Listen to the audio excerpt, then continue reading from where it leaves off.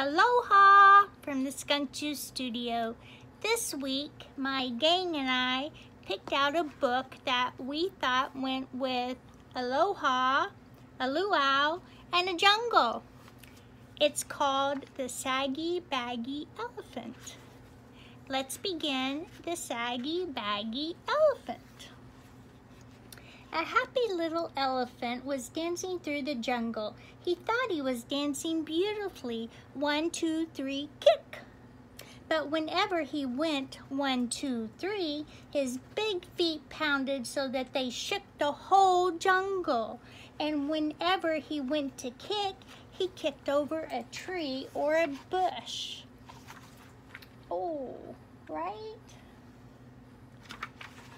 The little elephant danced along, leaving wreckage behind him until one day he met a parrot.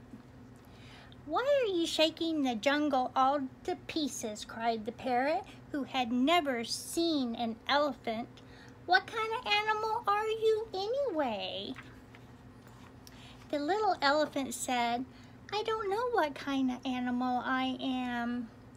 I live all alone in the jungle. I dance and I kick and I call myself Suki. It's a good sounding name and it fits me, don't you think?" "Maybe," answered the parrot, "but if it does, it fits you only one way. Your ears are too big for you, and your nose is way too big for you, and your skin is much, much too big for you. It's baggy and saggy. You should call yourself Saggy Baggy." Suki sighed. His pants did look pretty wrinkled. "I'd be glad to improve myself," he said, "but I don't know how to go about it. What shall I do?" "I can't tell you. I never saw anything like you in my life," replied the parrot. The little elephant tried to smooth his skin. He rubbed it with his trunk. That did no good. He pulled up his pant legs, but they fell right back into dozens of wrinkles. It was very disappointing, and the parrot's saucy laugh didn't help a bit. Just then a tiger came walking along.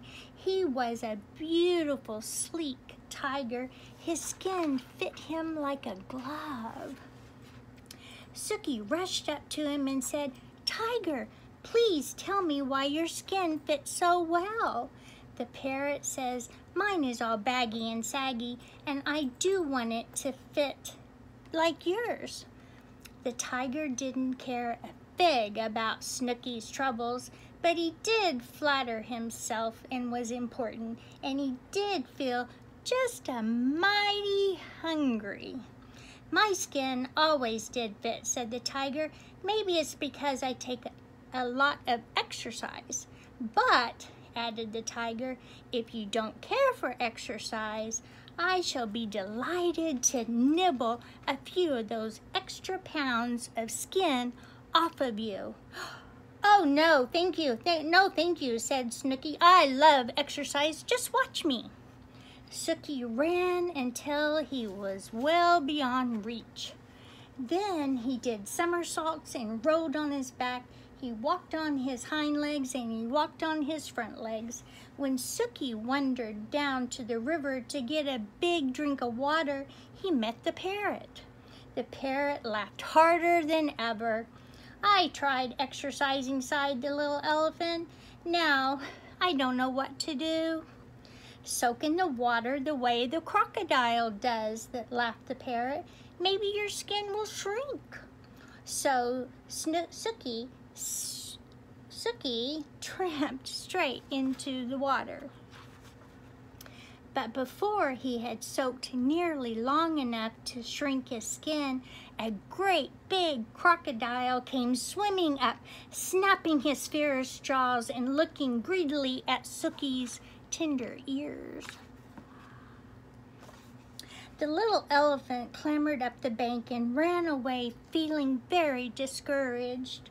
"I'd better hide in a dark place where my bags and sags and creases and wrinkles won't show," he said. By and by, he found a deep, dark cave, and with it, a heavy sigh trembled inside and sat down. Suddenly, he heard a fierce growling and grumbling and snarling. He peeped out of the cave and saw a lion paddling down the path. "I'm hungry," roared the lion. "I haven't had a thing to eat today. Not a thing except a thin, bony antelope and a puny monkey and a buffalo, but such a tough one.